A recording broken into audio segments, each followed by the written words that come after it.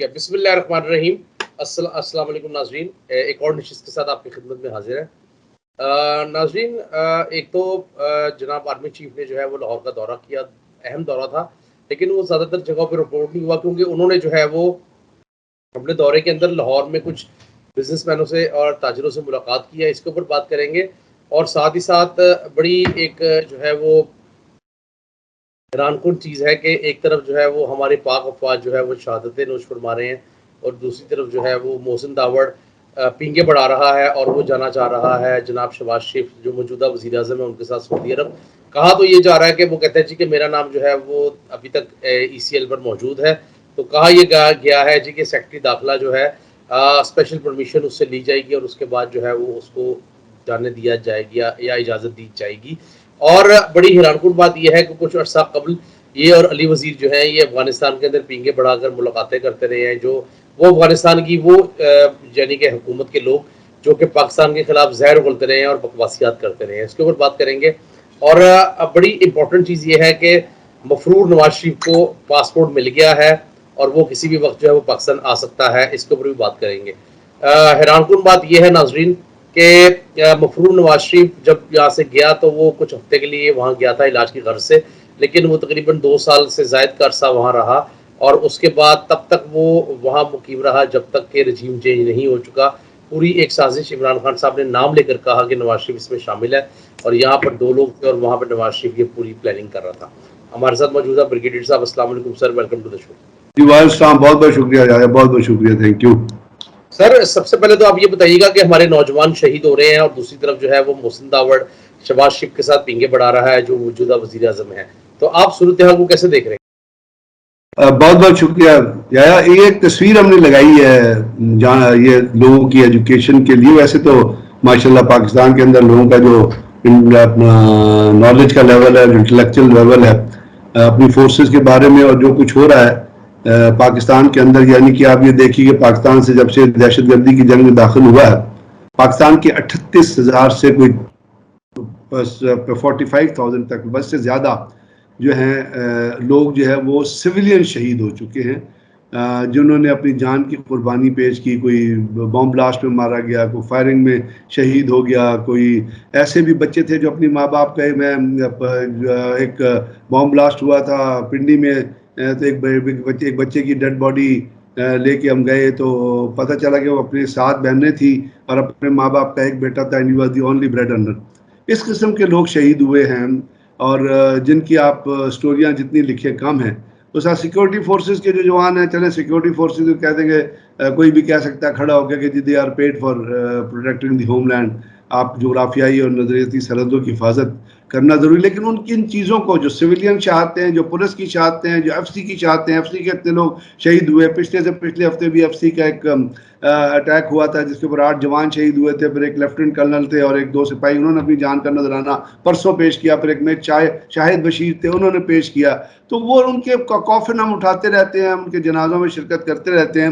تو یہاں پہ یہ تصویر لگی ہے، اس کے اوپر جو میں صرف ایک رائٹنگ پڑھانا چاہتا ہوں، اس کے اوپر لکھا ہوا ہے کہ اس تصویر کے اوپر یہ لکھا ہے کہ I don't know who sold our homeland but I saw who paid the price is still paying۔ یہ سوشل میڈیا پہ لگی ہوئی ہے۔ اس کا مطلب یہ ہے کہ مجھے نہیں پتا کہ میری زمین کو، میری ماں کو، میرے ملک کو کس نے بیچا، لیکن مجھے یہ پتا ہے کہ اس بیچنے کی قیمت کون ادا کر رہا ہے۔ اب بیچا کس نے، کون دشمن سے ساز باز کر رہا ہے، کون اس کی اپنی ماں کے سودے کر رہا ہے، اپنی مٹی کے سودے کر رہا ہے، کون جا کے دشمنوں سے مل رہا ہے، کون پاکستانی فوج کو جو ہے وہ تضحیک کا نشانہ بنا رہا ہے، کون جا کے جو اسٹیشن چیف سی آئی اے کا ہے اس سے مل کے پی ٹی این بناتے ہیں، کون سی آئی اے سے پیسے لے رہا ہے، کون این ڈی ایس سے پیسے لے رہا تھا، کون راہ کے ٹکڑوں پہ پڑ رہا ہے، کون یہ لوگ ہیں جو کبھی کنڈکٹر تھے، ان کی کوئی ویلیو نہیں تھی، لوگ ان کو جوتے مارا کرتے تھے ان کے علاقے میں، پاکستان مخالف تقریریں کر کے، آرمی کی مخالف تقریریں کر کے، جن کو بلاول صاحب گلے لگاتے ہیں، ان کو راجہ پرویز افشر نے فلور دیا کہ آؤ اسمبلی کے اندر آؤ، گالیاں دو جتنی مرضی دے سکتے ہو، اجازت ہے، یہ فورم ہے گالیاں دین، یہاں 2 گالیاں دبا کے وہ ان کو فورم دیا۔ تو یہ وہ تصویر ہے، ذرا لگا دیجئے گا، who sold our motherland۔ یہ لوگ ہیں جنہوں نے آپ کی ملک کا سودا کیا ہے۔ یہ ملک ہیں یہ لوگ ہیں جنہوں نے ملک کو بیچا ہے. یہ لوگ ہیں جو اپنے آپ کو اپنے ضمیر کے سودے کرتے ہیں.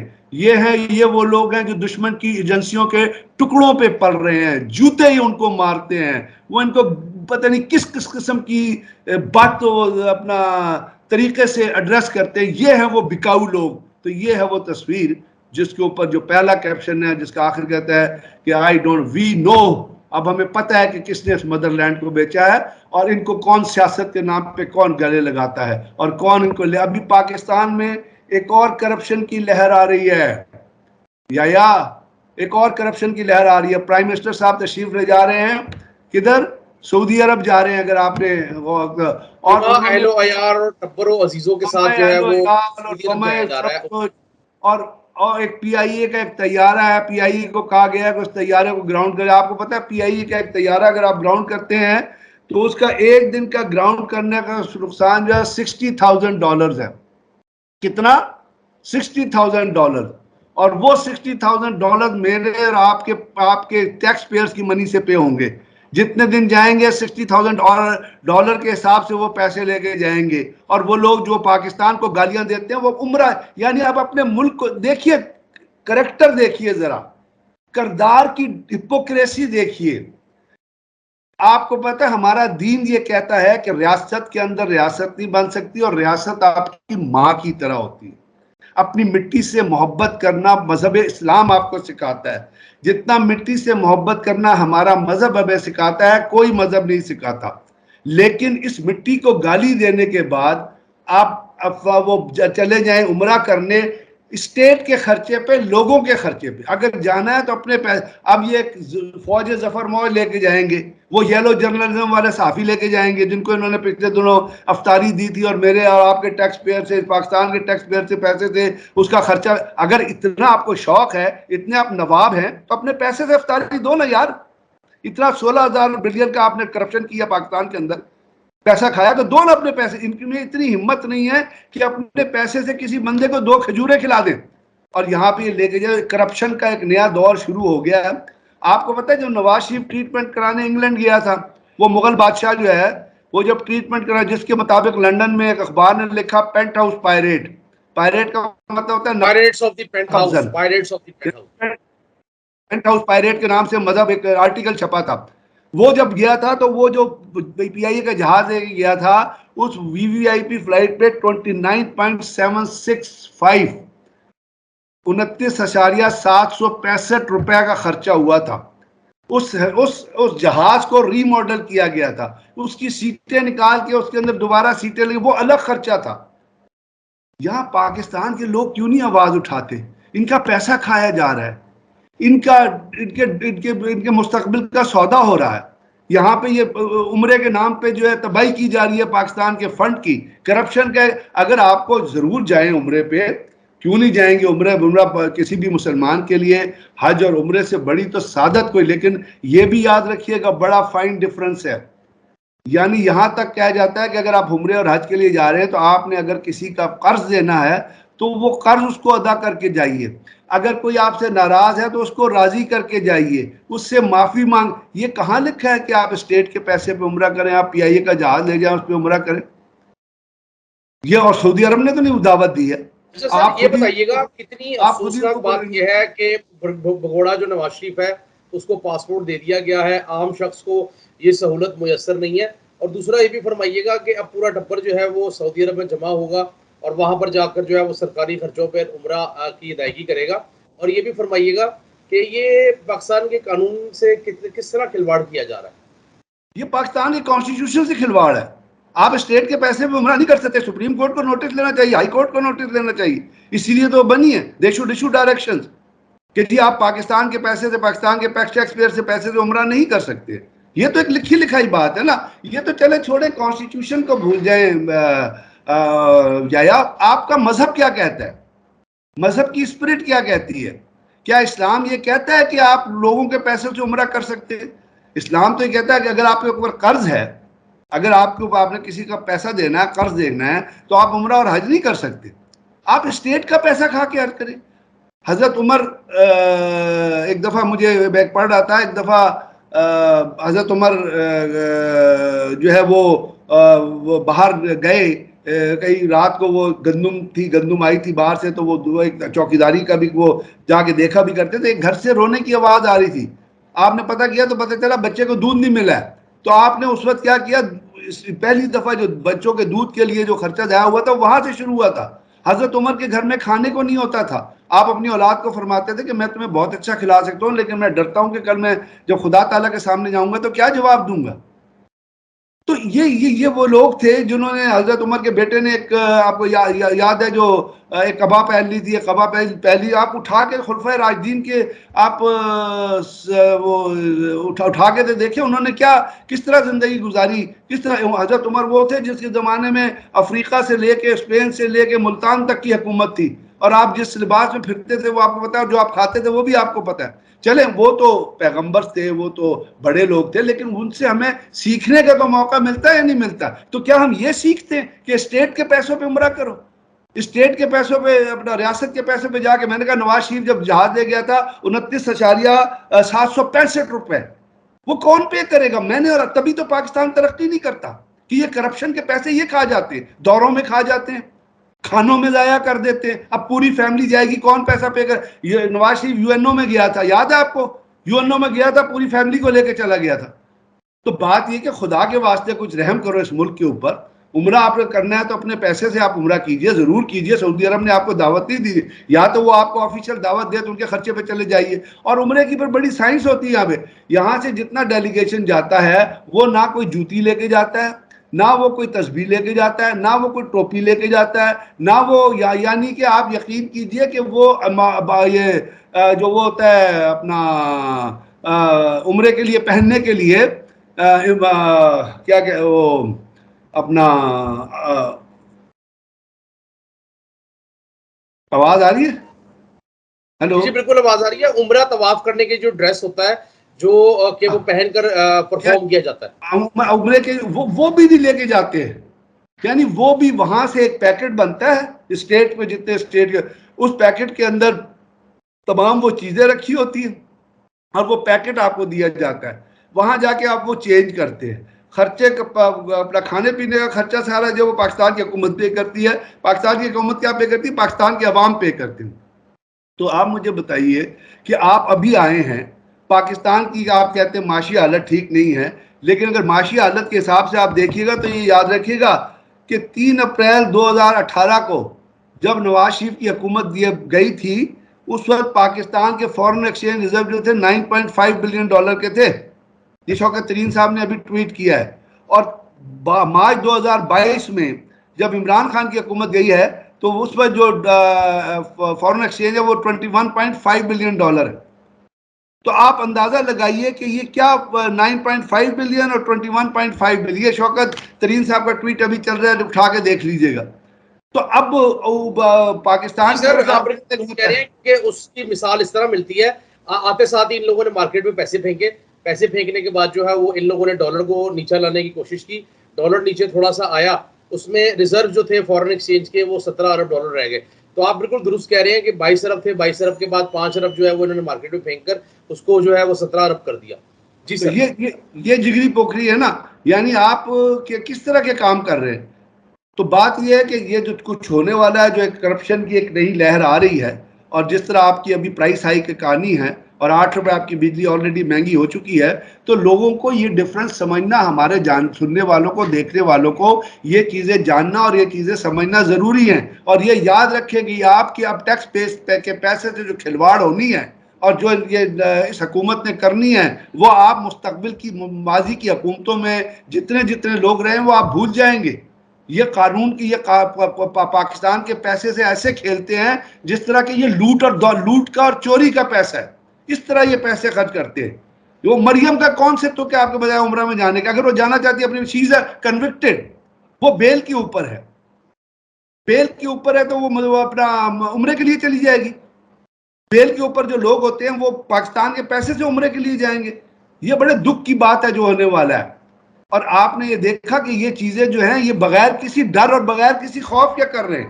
تو جب تک لوگ نہیں کھڑے ہوں گے اور لوگ اٹھ کے سوال نہیں کریں گے اور اتنے یہ جو ناانصافیاں ہو رہی ہیں لوگوں کے ساتھ اس کے اوپر اپنی آواز نہیں اٹھائیں گے اور اس نااہل حکومت کو جس کو کہتے ہیں امپورٹڈ حکومت کے خلاف ان چیزوں کو چلیں بھائی آپ حکومت چلائیں آ گئی آپ حکومت چلائیں سیاست سے حکومت چلائیں بالکل ٹھیک بات ہے نیکسٹ الیکشن تک آپ حکومت چلائیں آپ کو ایک اپرچونٹی ملی ہے جس طرح بھی ملی ہے فورن فنڈنگ سے فورن انٹرونشن سے ملی ہے ایک سازش سے ملی اور ملی ہے انٹرونشن ہوئی ہے دنیا میں سارے لوگ کہہ رہے ہیں انٹرونشن ہوئی ہے اور یہ پروف ہو گیا سر کہ کتنی بڑی بات مداخلت ہے ہوئی ہے آج ناروے کے جو سفیر ہیں انہوں نے باقاعدہ ایسر اقبال کو بےعزت کیا ہے ٹویٹر کے اوپر اور بےعزت کر کے یہ بات کہی ہے کہ انٹروینشن تو ہوئی ہے نہیں وہ بےزتی تو ان کے لیے کوئی مسئلہ ہی نہیں ہے نا بے شرمی اور بےزتی ان کے لیے کوئی مسئلہ نہیں یہ مہر لگ چکی ہے دوسری نیشنل سیکورٹی کمیٹی کی میٹنگ کے بعد اور اسد مجید صاحب کے بیان کے بعد کہ یہ امپورٹڈ حکومت جو ہے یہ فورن انٹرونشن سے پیسے پے کر کے لائی گئی ہے اور آہستہ آہستہ اس میں اور چیزیں سامنے آتی جائیں گی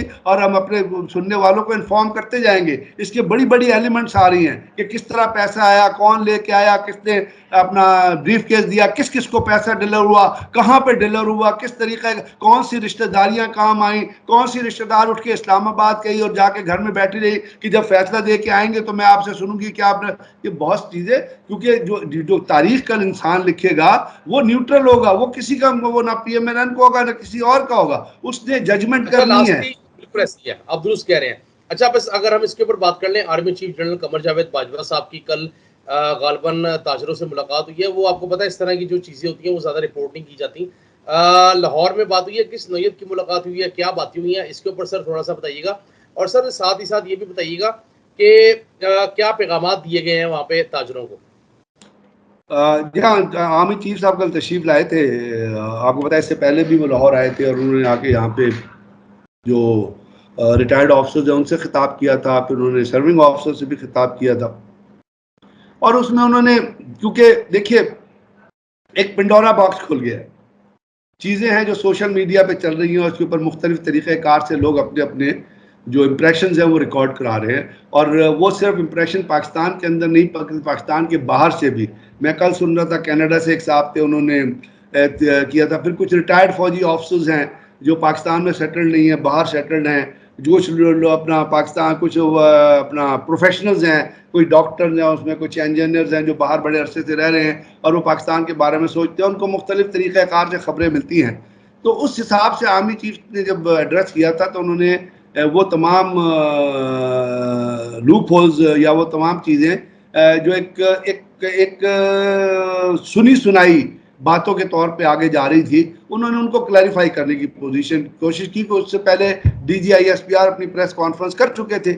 اور اس میں انہوں نے ایک لائحہ عمل اختیار کر لیا تھا انہوں نے کہا تھا کہ جی یہ مداخلت ہے یہ سازش کوئی نہیں جو بھی تو وہ اسی چیز کو انہوں نے بلڈ کر کے مختلف طریقہ کار سے انہوں نے کیونکہ وہ آرمی چیف ہیں تو صاف ظاہر ہے کوئی بھی چیز ہوتی ہے تو ان سے ریلیٹڈ ہوتی ہے تو انہوں نے کہا کہ جی آرمی یعنی army as an institution is a very strong institution اور میں نے آپ سے جیسے بتایا کہ آپ یقین کیجئے یا آپ کو کہ فوج کے اندر لوگ کہتے ہیں کہ فوج میں شاید وہ ڈنڈے کا رول ہی چلتا ہے ہمارے ہاں آرمی کے اندر کسی بھی ایشو کے اوپر یعنی وہ آپریشنل ایشو ہو وہ سوشل ایشو ہو وہ آپ کا ڈے ٹو ڈے بیسس کا ایشو ہو انٹرنیشنل جہاں پر پریزنٹیشنز ہوتی ہیں وہاں لوگ اپنے خیالات کا اظہار کرتے ہیں اور بڑا کھل کے خیالات کا اظہار کرتے ہیں اور اس کے بعد پھر جب آپ ایشو کے اوپر اپنی اوپینین دیتے ہیں پھر آپ کا کمانڈر ایک ڈیسیجن دیتا ہے تو میری پوری فوج الحمدللہ اس ڈیسیجن کے اوپر چلتی ہے پاکستان کی آرمی میں unity of command is a very strong thing اور یہ بڑی ایک فوج کے لیے ایک بڑی اچھی چیز ہے تو اب اس لیے اسی طریقہ کار سے آرمی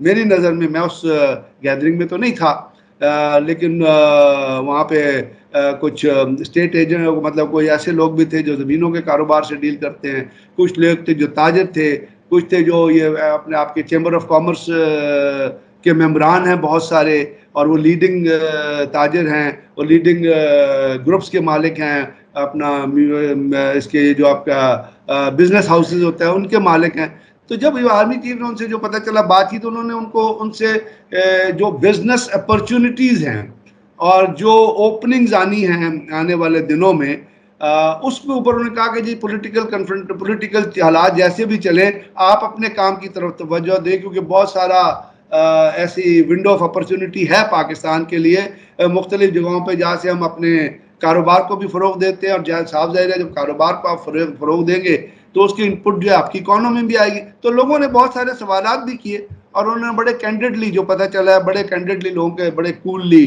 لوگوں کے سوالات کے جواب دیے. اور افطار ڈنر تھا تو ایک طرح سے یہ باہمی انٹریکشن تھا, یعنی یہ نہیں تھا کہ انہوں نے کوئی تقریر کرنی تھی, وہ کھڑے تھے, ان سے لوگ سوال کر رہے تھے اور سوالوں کے حساب سے وہ جوابات ان کے دے رہے تھے. تو ایک بڑی کمپریہنسو کی, ایک بڑی آرٹیکولیٹ قسم کی گیدرنگ تھی, اور جو ڈنر کے اوپر پھر ختم ہو گئی تھی. تو اس میں کوئی ایسا ایشو نہیں تھا جو کوئی کنفرنٹیٹیو ایشو ہو, نارمل ایک گیٹ ٹوگیدر تھی. اس کا آرمی چیف نے فائدہ اٹھایا اپنے پوائنٹ آف ویو کو کلیئر کرنے کے لیے. اور لوگوں سے, لوگوں کے جو کنسرن تھے بیسیکلی, آپ بالکل درست کہہ رہے ہیں کہ جب بھی پاکستان کے اندر کوئی عدم استحکام کی چیز ہوتی ہے تو سب سے جو مشکل چیز ہوتی ہے وہ ہمارے تاجر طبقے کے لیے ہوتی ہے, جو بزنس کمیونٹی ہے, کیونکہ اکانومی کا ایک بڑا چنک جو ہے وہ ان سے ریلیٹڈ ہے.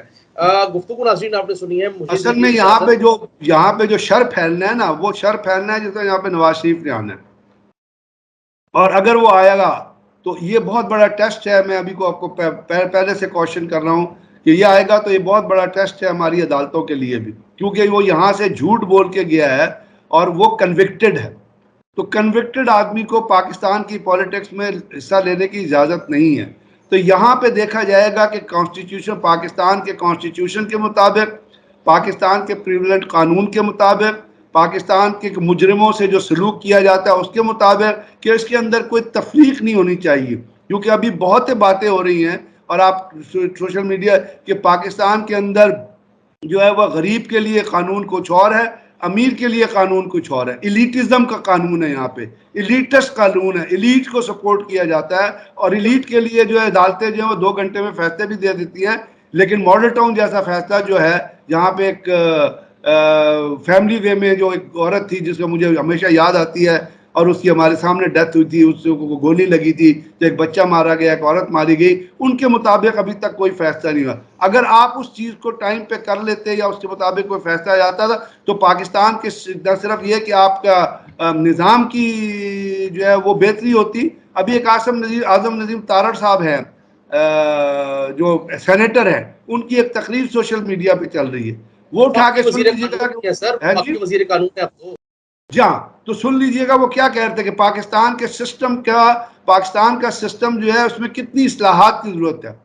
ایک شخص جو جگہ پہ حاضر بھی نہیں ہوتا اس کے خلاف مقدمہ ہو جاتا ہے اور وہ جیل میں چلا جاتا ہے اور وہ وکیل بھی ہے اور 3 سال بعد نکلتا ہے. تو یہ آپ کا جوڈیشل سسٹم اگر ہے تو کنسنٹریشن یہ ہونی چاہیے کہ ان چیزوں کو ٹھیک کرے, بجائے اس کے کہ آپ راتوں کو بیٹھ کے فیصلے دے دیں اور اس کے اوپر پھر بحث شروع ہو جائے کہ یہ ٹھیک ہے غلط ہے.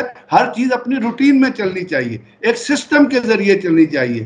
دیکھیے نا, آپ یہ بتائیے قتل ہوتا ہے, خدا نہ کرے, تو سب سے پہلے جو انویسٹیگیٹر ہوتا ہے یا پولیس ہوتی ہے کوئی بھی, وہ سب سے پہلا کام کیا کرتے ہیں, وہ پوچھتے ہیں جی موٹیو آف قتل کیا ہے, وہ جاننے کی کوشش کرتے ہیں. پھر وہ کہتے ہیں آلہ کون سا استعمال ہوا ہے. کئی چوری ہوتی ہے تو وہ دیکھتے ہیں کہ جی اس چوری کا موٹیو کیا ہے, کیا گھر کے اندر سے کسی نے کیا, باہر سے کوئی ہے. اب یہ جو پچھلے دنوں فیصلہ آیا اس میں موٹیو تو دیکھنے کی کوشش نہیں کی گئی کہ اگر آرٹیکل 5 کے تحت آپ کے ڈپٹی اسپیکر نے کوئی بات کی تھی تو کیا میرا دماغ بار اس چیز پہ رکا ہوا ہے کہ کیا اس موٹیو کو جاننے کی ضرورت نہیں تھی, کیا آپ اس موٹیو کو جانتے اور اس کے بعد فیصلہ دیتے. لیکن کیوں یہ ہری میں کیا گیا, اسی لیے لوگ کہہ رہے ہیں سوشل میڈیا پہ, اسی لیے لوگ چیخ رہے ہیں کہ جی یہ ایلیٹس کا قانون ہے, یہاں پہ ایلیٹس کو فیسیلیٹیٹ کرنے کے لیے کچھ بھی کیا جاتا. تو اب نواز شریف آ رہا ہے, ایک بہت بڑا چیلنج ہے اور ایک بہت بڑا سوال ہے نشان کے اوپر کہ کیا ہوتا ہے کیا نہیں ہوتا ہے, اور اس کو کس طرح, وہ مجرم ہے, he should go to the jail and he should serve his term in the jail, اور اس کو پاکستان کی پولیٹکس میں انٹرفیئر کرنے کی اجازت نہیں ہونی چاہیے.